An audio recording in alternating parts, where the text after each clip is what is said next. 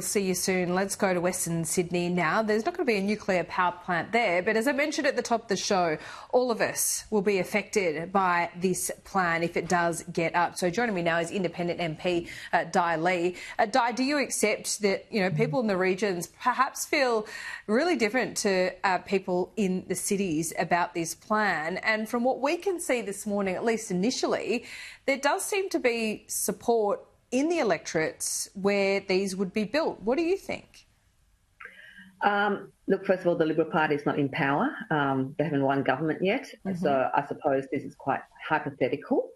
And for me, the conversation around nuclear or any source of type of energy just, I think, highlight the issue, which is really very core issue in our community, which is energy prices and our energy bills and the cost of living. And I have said to you this many times when I've gone door knocking, and I just, last week, when we speak with people, the first thing that they raise with me is the energy bill, right. Petrol prices and grocery prices have gone up and they're struggling. So, any government, I think at this point in time, need to really address how do we actually tackle that? How do we alleviate the pressures, the cost of living pressures that many communities, and in particular my community in Fowler, are experiencing? You can talk about this type of energy, that type of energy till kingdom come, but if we don't actually address the current crisis in terms of the energy bills and wholesale electricity prices have gone down, why is it then that not being passed on to people? So that's why are we talking about other things when we can't even resolve what's actually happening now in our community? Yeah, that's and that right. Wholesale energy prices have gone down.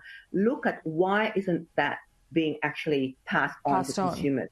Yeah, that's right. And that's a really good question, Di. But I mean, at the moment, we've had these climate wars for so long. And, rightly we're talking about what the cost of nuclear might be. But what I find really frustrating is this government doesn't talk about the cost of renewables right now and the added transmission lines and who pays for that. Well, that's added onto our bills and taxpayers are paying for it.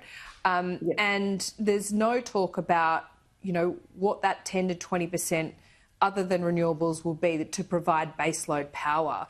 Now, I put that to you because I think this election will be about the cost of living, not nuclear. And I say that because it's about the cost of energy prices. And I think at the very least, Peter Dutton has tapped into this. Once you see a cost of living crisis like this, yes, we all want to see emissions come down and believe that should happen. Australia should do its role. But priorities start to change. Have you detected that in your community? Look, absolutely. Look, and I have said this since my election. I have detected that cost of living has been an issue. And obviously, for the last 12 months, both the major parties have been talking about something else. And this year they start to talk about cost of living and suddenly coming up with all these ideas about how to address it. But they should have started to address the government in particular as soon as they got elected. Yeah. So energy prices is critical. Grocery food is critical. Petrol, believe it or not, I've been calling the government to actually look at the fuel excise. They're collecting so much in fuel excise, and yet they're not giving anything back to our community. And when I open and knock on people's door and I said, "Oh, what are the issues?" "Oh my God, petrol prices have gone up again. Like we driving so far for work, and the cost of the supply chain, people delivering food, and all of that. These are basic daily needs that communities are suffering." And I'm saying to the government, look at the fuel excise. They're so stubborn.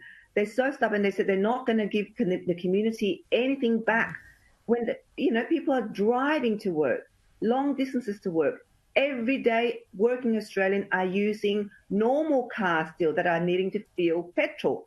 So let's look at how they can alleviate that aspect of people's lives. So, these are the basic. Go out there, speak to the individuals on the ground and, and find out what it is that's impacting your electorate, because that's what I know. Cost of living is priority here in Fowler and in Western Sydney, no doubt.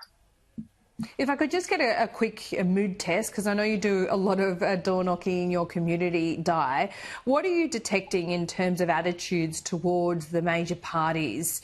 Are people disappointed in Labor? Do you think they'll move away from it the next election? Are they willing to give Peter Dutton a go? Look, it's funny. Like, you know, when I door knocked, people will complain about the government. And I've had this week, I had a few people who've been Labor supporters for a long time. Look, I've only, like I said, I've door knocked hundreds of homes, and a lot of them are not home, but those who stopped to tell me, you know, that they've had enough of Labor. And the Labor today is not of the same Labor that they knew 20 or 30 years ago. So that's the feedback that I get from the people who've lived in the street for 30 or 40 years. And they are traditional Labor voters. So, and probably some of them actually also voted for Labor at the last federal election, and not for me. So for me, that was quite interesting. And I will continue to go out there, engage and see other, you know, I've done 2 suburbs now, so I'll continue to get up to other suburbs and different suburbs of different, you know, communities. So, yeah. Keep us posted, Dai. Good to talk to you. See you soon. Thanks, Laura.